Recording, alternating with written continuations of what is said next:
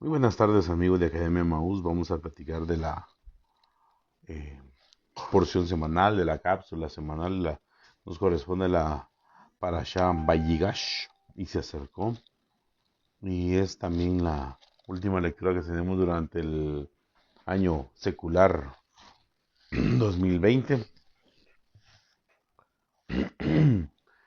Vayigash nos habla del acercamiento que tiene el hermano mayor de Yosef, Judá, Yehudá, al ver que todas las maromas que había hecho Joseph al fin terminaron en que la copa de adivinación había aparecido en el saco de Benjamín,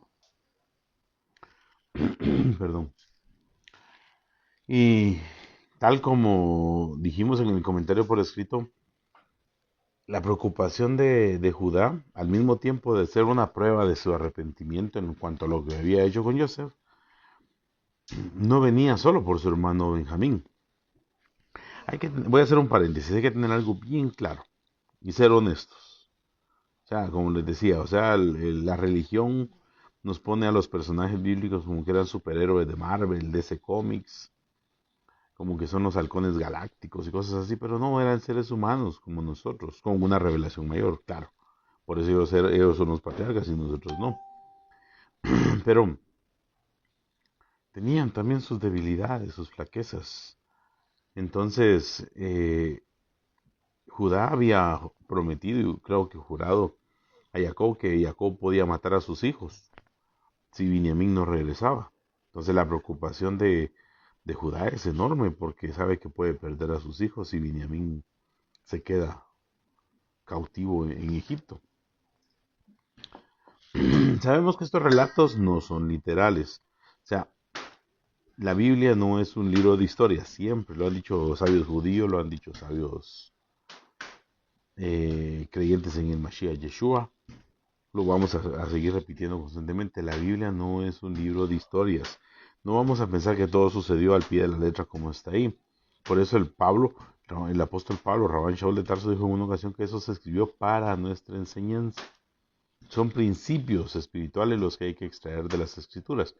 No esperar que las cosas hayan sucedido así exactamente, ¿verdad? O sea, esa necesidad de validación, necesidad de aceptación de una religión, hace inventar un midrash donde nos quiere decir que Yehudá tenía la fuerza para botar las columnas, pero eso equivocaron, porque esa historia es con Sansón.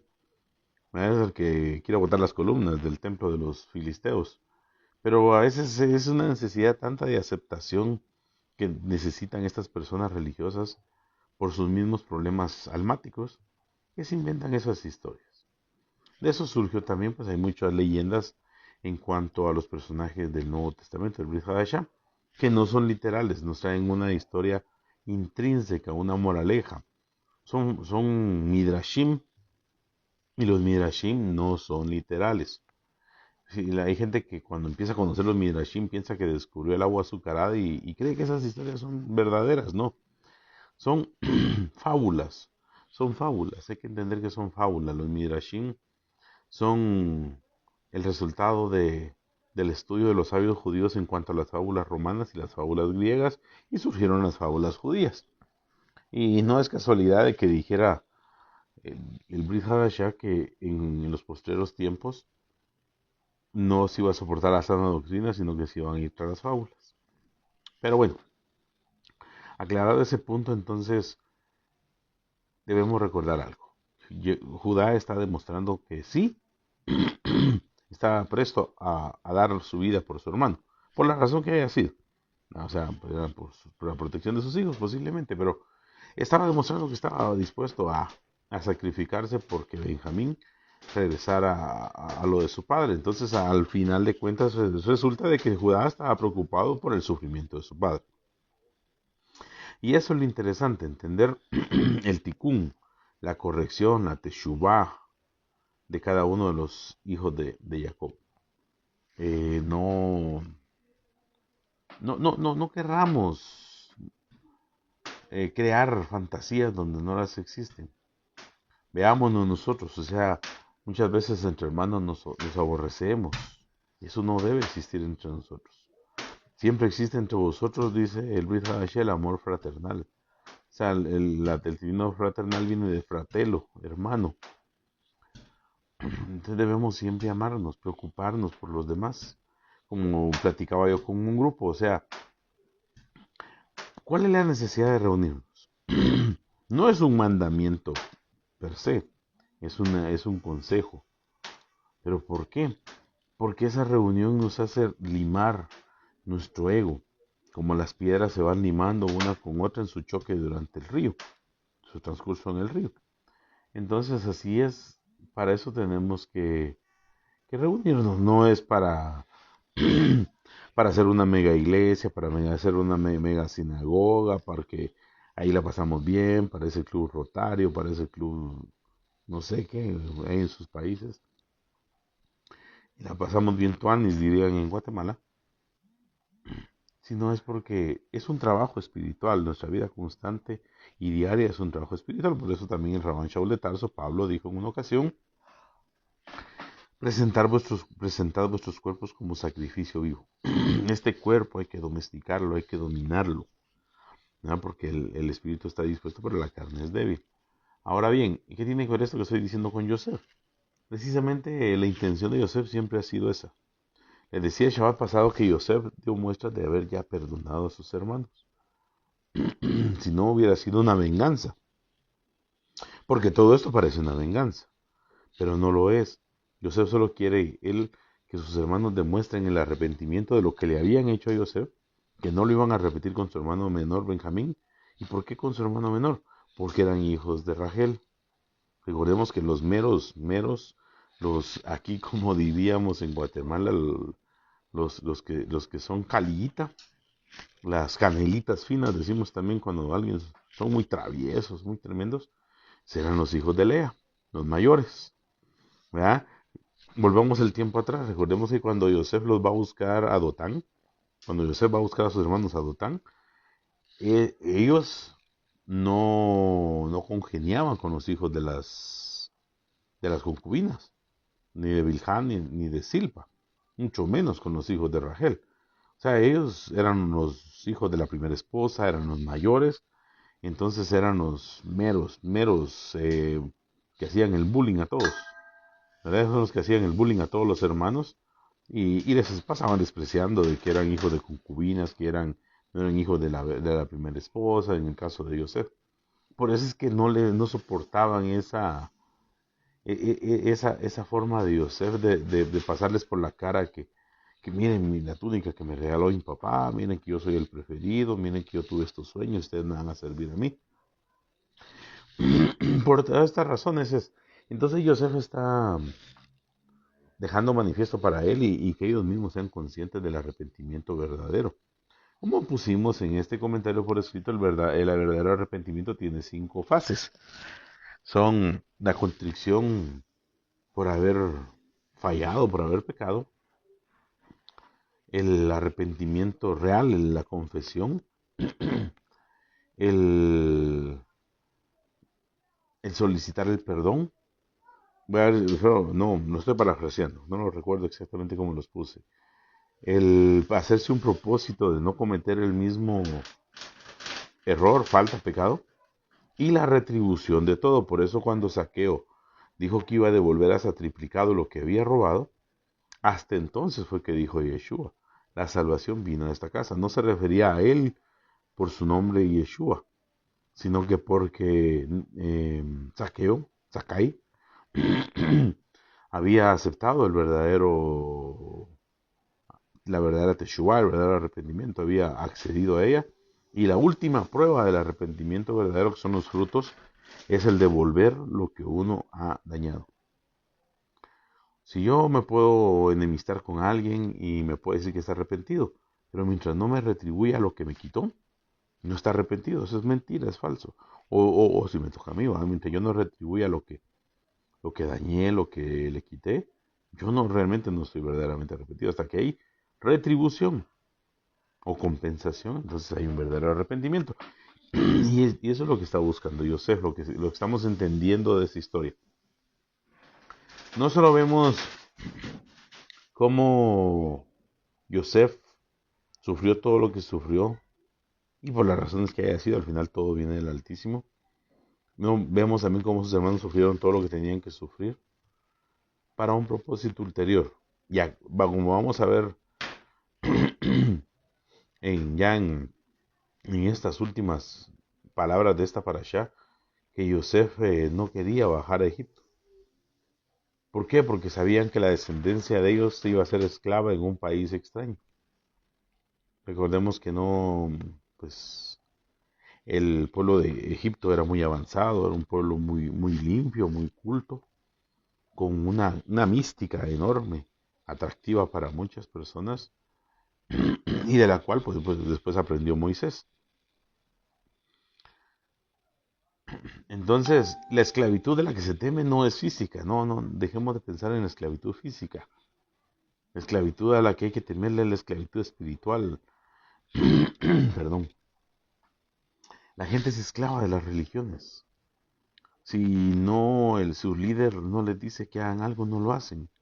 Cuando debemos acatar solo al Mesías Yeshua en sus enseñanzas. Él nos da la verdadera interpretación de la Torá, Él nos da lo que tenemos que hacer. Él nos dice que ayudemos al forastero, al necesitado, a la viuda, al huérfano, al hambriento, al desnudo. Él nos dice que velemos por los que están en necesidad, que si tenemos 2 panes, demos uno al que no tiene. Si tenemos 2 abrigos, demos uno al que no tiene. Si tenemos 2 casas, demos una al que no tiene. Si tenemos 2 carros, demos uno al que no tiene. Pero como eso no le gusta a la gente porque toca su bolsillo, toca sus dioses, sus ídolos, que es el dinero, el oro, sus posesiones, entonces se hacen maestros conforme a las concupiscencias de su corazón y teniendo comezón de oír, o sea, de oír lo que les conviene, se hacen para sí maestros. Pagan a un maestro, establecen un grupo y les tienen que enseñar como ellos quieren, porque si no dejan de financiarlo. Por eso es que muy pocos se atreven a hacer lo que hemos hecho en la Academia de Mau, de no pedir ni un centavo. No nos interesa, porque podemos decir lo que queramos. Somos libres, no nos está pagando nadie. Porque si nos pagara alguien, entonces nos estaría sobornando para no decir lo que tenemos que decir. ¿Verdad? Y entonces, como no nos importa eso, sino nos importa la verdad y sobre todo el honor del Mesías Yeshua, entonces podemos decir lo que tenemos que decir. Y los hermanos de Yosef se tuvieron que enfrentar a esa cruda realidad.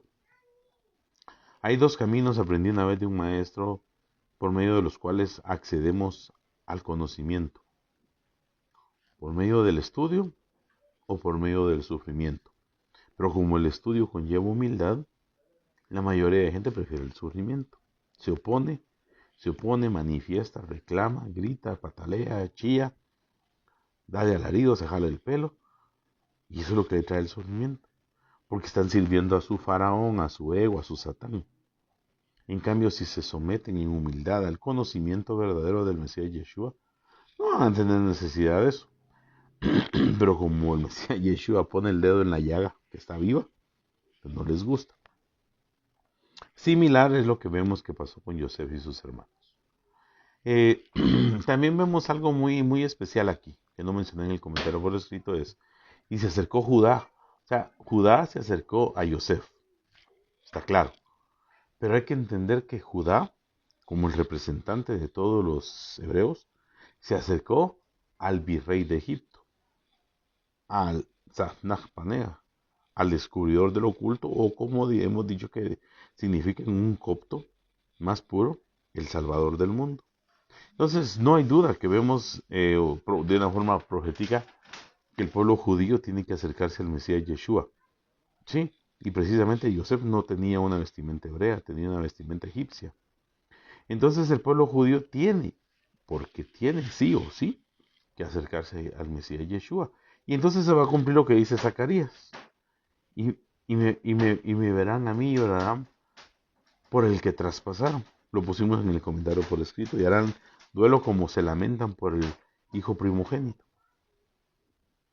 Entonces sí es una profecía que está ahí todavía a espera de cumplirse, por lo menos de una forma íntegra, cuando se cumplan las mismas palabras del Mesías Yeshua que dijo, y les aseguro que no me verán más hasta que digan, Baruch haba Beshem Adonai, bendito el que viene en el nombre de Adonai.